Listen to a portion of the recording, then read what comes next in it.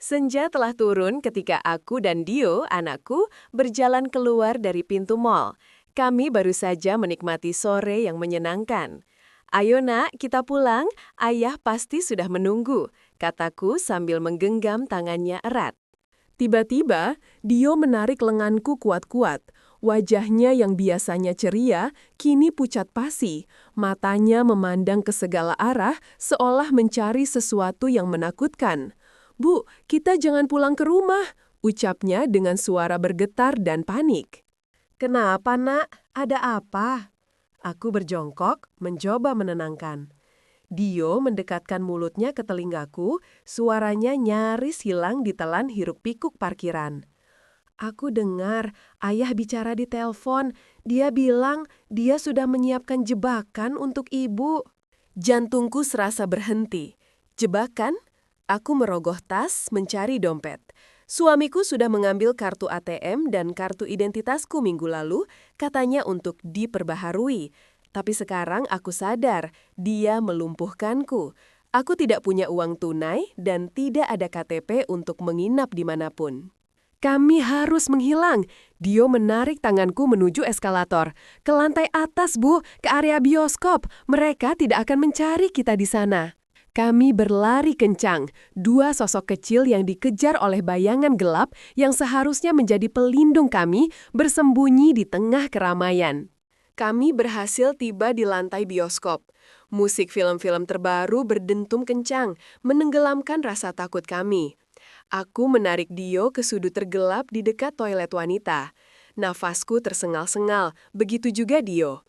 Aku memegang pundaknya. "Nak, sekarang kita aman. Kita hanya bersembunyi sebentar," bisikku, meskipun aku tahu itu bohong. Aku melihat ke bawah. Dio menggigil, matanya menatap pintu keluar masuk bioskop dengan ketakutan. Aku mengeluarkan ponsel. Jari-jariku gemetar saat menyentuh tombol power.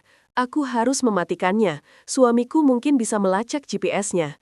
Tepat saat layar mati, aku melihat bayangan seorang pria berjaket hitam melewati antrian tiket.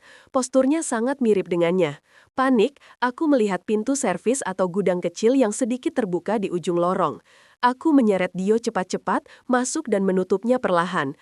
Bau cairan pembersih menusuk hidung, tapi setidaknya kami tersembunyi, meringkuk di antara tumpukan pel dan ember.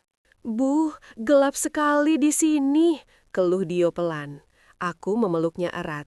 "Tidak apa-apa, nak. Kita cuma numpang sebentar." Pikiranku bekerja keras. Kami harus keluar dari mal ini, mungkin ke stasiun kereta atau terminal bus terdekat. Tapi bagaimana tanpa uang sepeser pun?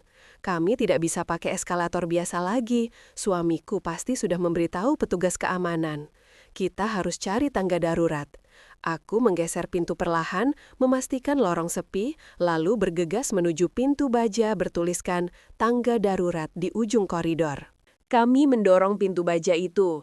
Udara di dalam tangga darurat dingin dan pengap, berbau debu dan cat yang mengelupas. Tangga-tangga metal curam itu tampak tak berujung. Aku menggenggam tangan Dio erat, menahan rasa panikku sendiri. Kami mulai turun, langkah kami berirama di atas logam yang berderit. Setiap deritan terdengar seperti gonggongan anjing di keheningan. "Pelan-pelan, nak, jangan sampai terpeleset," bisikku, melirik ke atas dan ke bawah.